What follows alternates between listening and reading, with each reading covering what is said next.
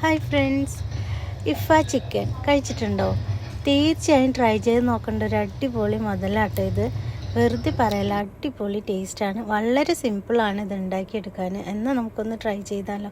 ഞാനിത് ആദ്യമായിട്ടാണ് ട്രൈ ചെയ്തത് കേട്ടോ. അപ്പോൾ ഇത് 1 കിലോ ബോൺലെസ് ചിക്കൻ നമ്മളിവിടെ എടുത്തിട്ടുണ്ട്. അത് നല്ലപോലെ ക്ലീൻ ചെയ്ത് കഴുകി വൃത്തിയാക്കിയതിന് ശേഷം ഇതുപോലെ ഒന്ന് നല്ല ഡീപ്പായിട്ടൊന്ന് വരഞ്ഞു കൊടുക്കുന്നുണ്ട്.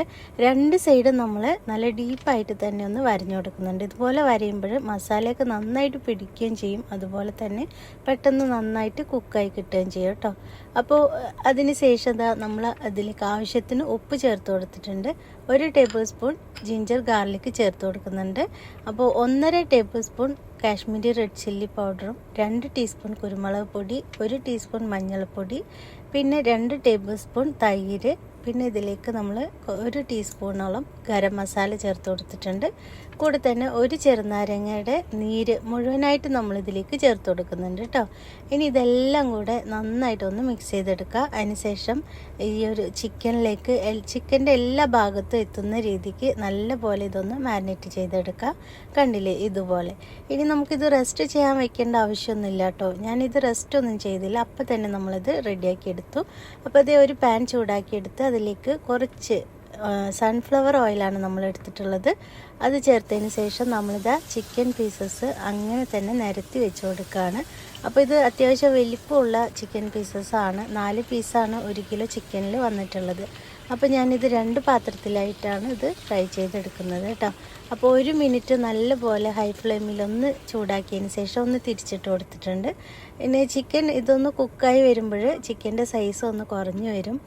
അപ്പോൾ നമ്മളിത് 3ാമത്തെ പീസും കൂടെ അതിലേക്ക് തന്നെ വെച്ച് കൊടുത്തിട്ടുണ്ട്. സൈഡിൽ വേറൊരു പാത്രത്തിലേക്കായിട്ട് 1 പീസും കൂടെ നമ്മൾ ഫ്രൈ ആക്കാനായിട്ട് വെച്ചിട്ടുണ്ട് കേട്ടോ.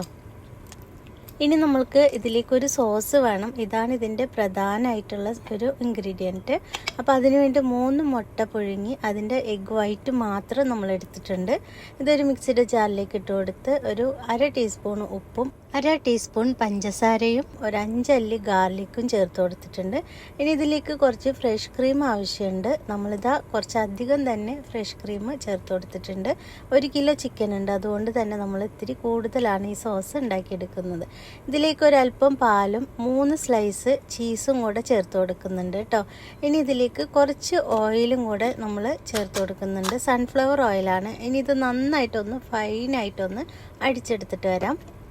ഇപ്പോൾ നമ്മളുടെ സോസ് ഇതാ ഇവിടെ റെഡി ആയിട്ടുണ്ട്. നല്ല അടിപൊളി ടേസ്റ്റി ആയിട്ടുള്ളൊരു സോസാണിത്. മയണൈസും ഒരു വെറൈറ്റി ആയിട്ടുള്ളൊരു സോസാണ്.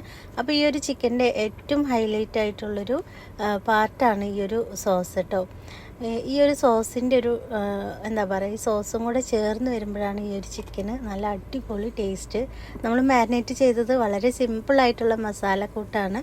അപ്പോൾ അതേ നമ്മളുടെ ചിക്കനൊക്കെ നന്നായിട്ട് ഫ്രൈ ആയി വന്നിട്ടുണ്ട്. ഞാൻ പറഞ്ഞില്ലേ നമ്മൾ വേറൊരു പാത്രത്തിലും കൂടെ ചിക്കൻ ഫ്രൈ ആക്കാനായിട്ട് വെച്ചിട്ടുണ്ടെന്ന്. അപ്പോൾ ചിക്കൻ ഒന്ന് കുക്കായി വരുമ്പോൾ ചിക്കൻ്റെ സൈസ് ഒന്ന് ചെറുതായി വന്നിട്ടുണ്ട്, കണ്ടില്ലേ?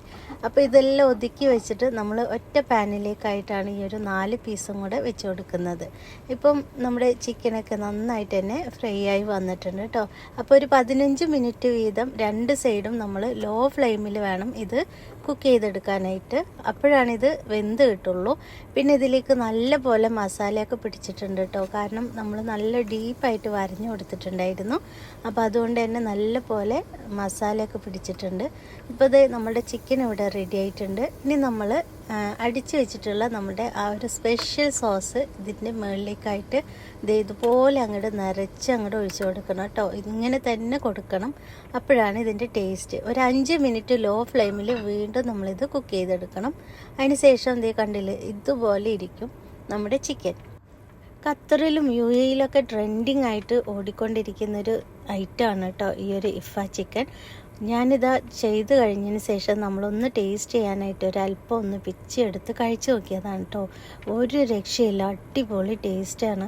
വെറുതെ അല്ല, ഞാൻ വിചാരിച്ചു ഇത് ഭയങ്കര തള്ളലാണല്ലോ എന്നൊക്കെ. പക്ഷേ ഒരു തള്ളലല്ല കേട്ടോ, കിടിലൻ രുചിയാണ്, അടിപൊളി ടേസ്റ്റാണ്. തീർച്ചയായും ഒന്ന് ട്രൈ ചെയ്ത് നോക്കുക. വളരെ സിമ്പിളാണ്. അപ്പോൾ നിങ്ങളും ഇതൊന്ന് ട്രൈ ചെയ്ത് നോക്കിയിട്ട് ഫീഡ്ബാക്ക് അറിയിക്കുക. ഞാനിത് ആദ്യമായിട്ടാണ് ട്രൈ ചെയ്ത് നോക്കുന്നത്. അപ്പോൾ ഇതുപോലെയുള്ള വെറൈറ്റി ഡിഷസുമായിട്ട് നമ്മൾ വീണ്ടും വരും. അപ്പോൾ എല്ലാവരും നല്ല ഹാപ്പി ആയിട്ടും ഹെൽത്തി ആയിട്ടിരിക്കുക. ഇൻഷാ അല്ലാ നമുക്ക് മറ്റൊരു വീഡിയോ ആയിട്ട് വീണ്ടും വരാം. Thank you. കഴിച്ചു നോക്കട്ടെ ഞാൻ.